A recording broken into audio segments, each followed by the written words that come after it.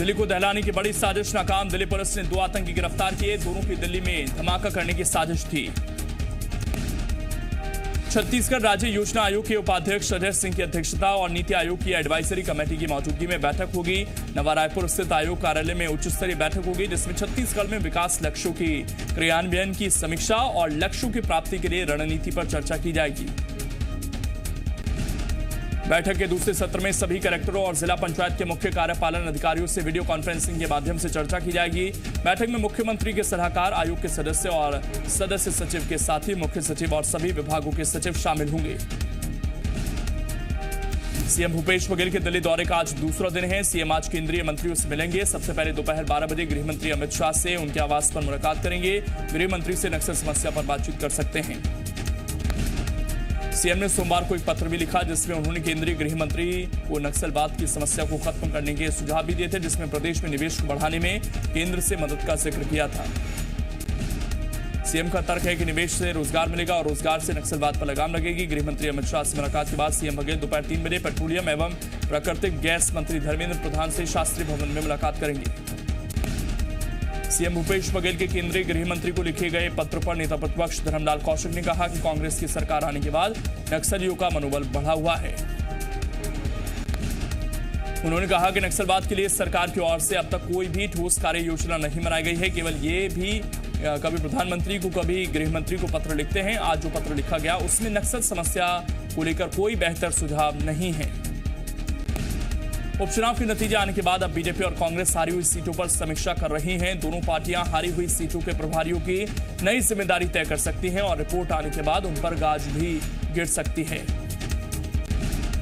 BJP के प्रदेश महामंत्री भगवान दास सबनानी का कहना है कि जिन सीटों पर बीजेपी की पराजय हुई है वहां बहुत कम मार्जिन रहा। पार्टी हार और हार के कारणों पर समीक्षा कर रही है।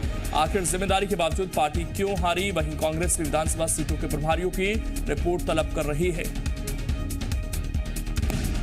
उपचुनाव में हार के बाद मध्य प्रदेश सरकार में कृषि राज्य मंत्री गिरिराज दंडोतिया ने अभी तक अपने मंत्री पद से त्यागपत्र नहीं दिया है। जब गिरिराज दंडोतिया से पद छोड़ने की बात की गई तो उन्होंने कहा कि शीर्ष नेतृत्व का आदेश आएगा तो हम उसका पालन करेंगे।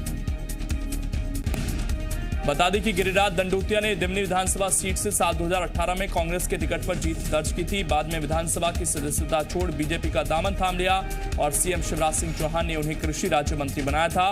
लेकिन अब गिरिराज दंडोतिया चुनाव हार गए हैं, लेकिन अभी तक मंत्री पद से इस्तीफा नहीं दिया है।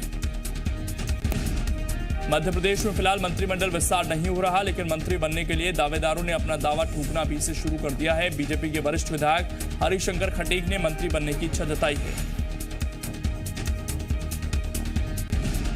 मंत्री बनने के सवाल पर हरिशंकर खटीक ने कहा कि सबकी महत्वाकांक्षाएं होती हैं, हम भी सीनियर हैं। प्रदेश की एकमात्र ऐसी सीट जहां कांग्रेस ने पहले ही हार मान ली थी। खटीक ने कहा कि मंत्रिमंडल का विस्तार और मंत्री बनाना मुख्यमंत्री शिवराज सिंह चौहान का अधिकार है। हरिशंकर खटीक टीकमगढ़ के जतारा से बीजेपी के विधायक हैं। इंदौर में कंप्यूटर बाबा के समर्थक के खिलाफ प्रशासन और नगर निगम ने कार्रवाई की। नगर निगम का अमला रमेश तोमर के अवैध निर्माण को गिराने पहुंचा। आजाद नगर थाना क्षेत्र के इद्रीश नगर में सरकारी जमीन पर अवैध कब्जे के आरोप में कार्रवाई की गई। बता दें कंप्यूटर बाबा के करीबी रमेश तोमर पर कई मामले दर्ज हैं। इंदौर जेल में बंद कंप्यूटर बाबा के लिए थोड़ी राहत और थोड़ी आफत वाली खबर। सरकारी काम में बाधा डालने और जाति सूचक शब्दों का इस्तेमाल के मामले में उन्हें जमानत मिल गई है। 25,000 की जमानत राशि पर बाबा को जमानत दी गई। कंप्यूटर बाबा को जमानत मिलने के साथ ही एक अन्य मामले में उन्हें फिर पुलिस रिमांड पर भेज दिया गया है। अंबिकापुर एक्सटेंशन के रहवासी को जान से मारने की धमकी मामले में कोर्ट ने कंप्यूटर बाबा को 1 दिन के पुलिस रिमांड पर एरोड्रम थाना पुलिस को सौंप दिया है। भोपाल और इंदौर में मेट्रो रेल के संबंध में तत्काल कार्रवाई के लिए मुख्य सचिव की अध्यक्षता में उच्च स्तरीय समिति का गठन किया गया है। इस समिति में भोपाल और इंदौर के कमिश्नर और कलेक्टर्स को भी शामिल किया गया है।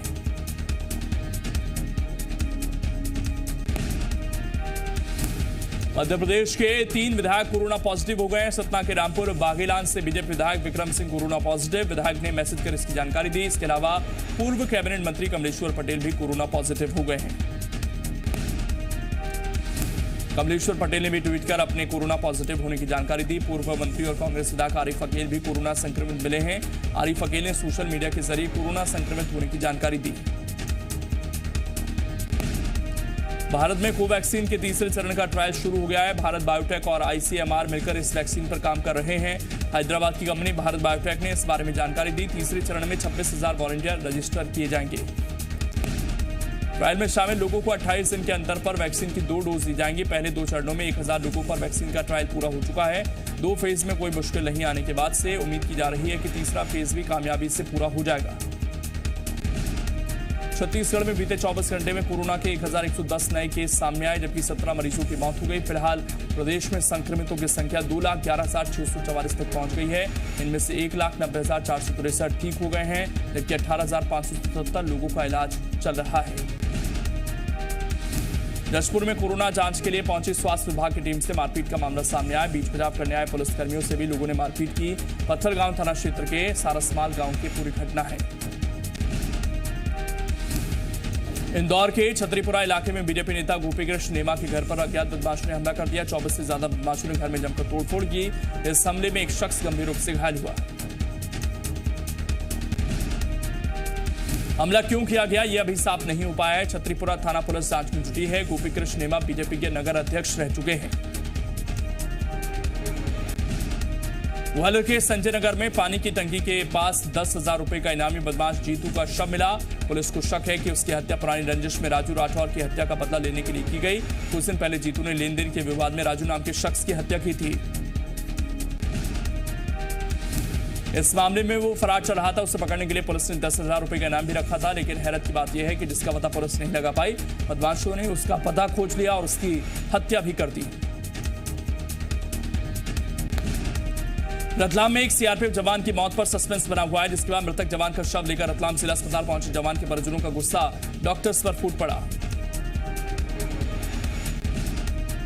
परिजनों के मुताबिक जवान अजीत सिंह 1 महीने की छुट्टी लेकर बिहार से अपने घर गुजरात आ रहा था। आखिरी बार अजीत ने 13 नवंबर को अपनी मंगेतर से बात की थी और ट्रेन में बैठने की बात कही थी। उसके बाद 14 नवंबर को मुंबई से आरपीएफ ने अजीत के मिसिंग होने और उसका सामान मिलने की जानकारी परिजनों को दी।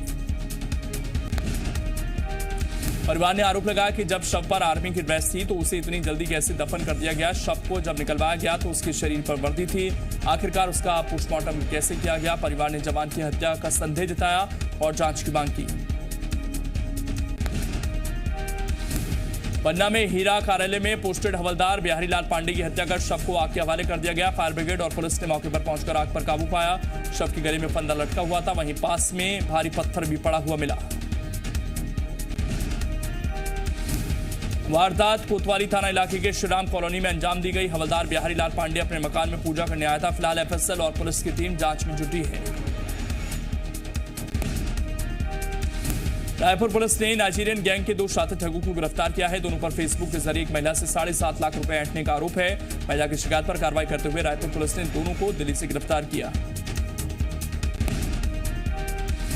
गिरोह के एक सदस्य ने पहले फेसबुक पर दोस्ती की और फिर महिला को भरोसे में लेकर करीब 5 ट्रांजैक्शन में अपने खातों में 7.5 लाख रुपए ट्रांसफर करवा लिए। महिला को जब ठगी का एहसास हुआ तो उसने पुलिस में शिकायत की और फिर रायपुर पुलिस ने तहकीकात कर नाइजीरियन गिरोह के 2 सदस्यों को गिरफ्तार कर लिया। कोरिया में पुलिस ने 50 लाख कीमत का अवैध शराब का जखीरा बरामद किया। पुलिस ने शराब से भरा ट्रक जब्त किया। ट्रक में 320 पेटी शराब थी, जो कि करीब 1755 लीटर बताई जा रही है। वहीं पुलिस के होने की जानकारी मिलने पर आरोपी ट्रक ड्राइवर ट्रक को पेट्रोल पंप पर छोड़कर फरार हो गया, जिसके बाद पुलिस ने ट्रक को जब्त कर लिया। पुलिस ट्रक ड्राइवर की तलाश भी कर रही है। भिंड जिले के बरही टोल प्लाजा पर कार सवार युवक के साथ मारपीट और लूट की वारदात सामने आई। पूरी घटना सीसीटीवी में कैद। सोशल मीडिया पर भी वायरल हो रही वीडियो। पीड़ित ध्रुवपाल ने बताया कि उसके साथ मारपीट भी की गई और मोबाइल समेत अन्य सामान लूट लिए गए। घटना के बाद पीड़ित ने थाने में शिकायत की। इसके बाद जब वो लौट रहा था तभी बरही टोल प्लाजा पर बदमाशों ने फिर से उसे घेर लिया और पुलिस के पास आने के बाद पर पीड़ित की पिटाई कर दी। राजधानी भोपाल में बदमाश बेखौफ इसकी बानगी ईंटखेड़ी थाना क्षेत्र में देखने को मिली। रात करीब 2 बजे अज्ञात बदमाशों ने कार को आग के हवाले कर दिया। कार जलने के दौरान जब बैटरी ब्लास्ट हुई तो कार मालिक की नींद खुली। उन्होंने फौरन आग को बुझाया, लेकिन तब तक पूरी गाड़ी जल चुकी थी। यह पूरी घटना महाल के सीसीटीवी में कैद हो गई। फुटेज में साफ दिखाई दे रहा है कि कैसे दो युवकों ने गाड़ी की रेकी की और फिर कार पर पेट्रोल डालकर उसे आग के हवाले कर दिया और मौके से फरार हो गए।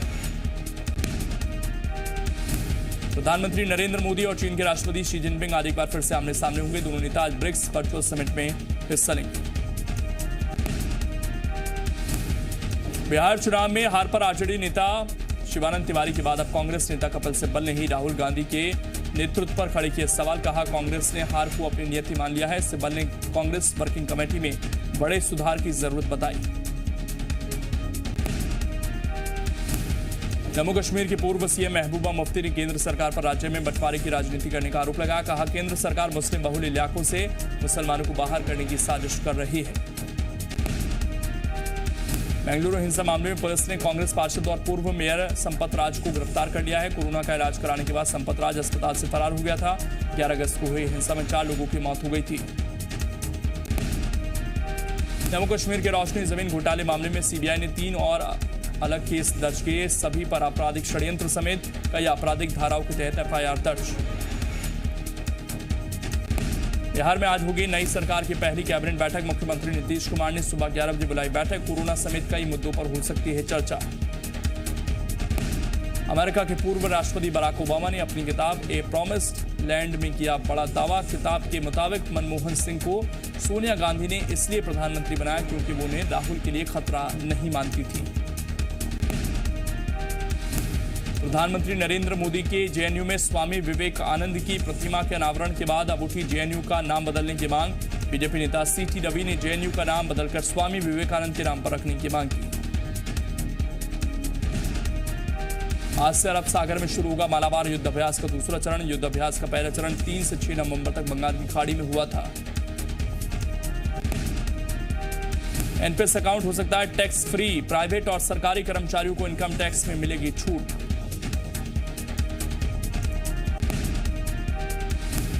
एसबीआई के नवनीत मुनोट बने एचडीएफसी म्यूचुअल फंड के मैनेजिंग डायरेक्टर और सीईओ। इससे पहले मुनोट एसबीआई फंड्स मैनेजमेंट के मुख्य निवेश अधिकारी थे। बीएसएनएल फ्री में दे रहा सिम कार्ड। 28 नवंबर तक मिलेगा इस ऑफर का फायदा।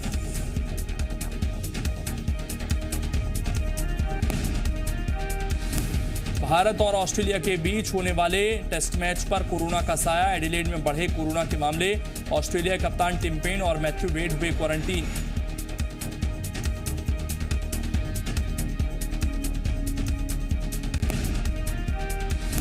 दो 2021 में टोक्यो ओलंपिक में शामिल होने वाले खिलाड़ियों को लगेगा कोरोना वायरस का टीका। कोरोना के कारण इस साल नहीं हो पाया था Tokyo Olympic.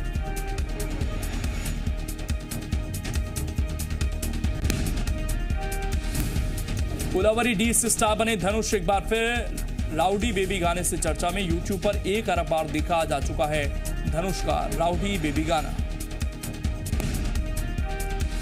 Actor Sonu Sood बने पंजाब के आइकन। पंजाब चुनाव आयोग की सिफारिश पर ईसीआई ने पंजाब का आइकन किया नियुक्त।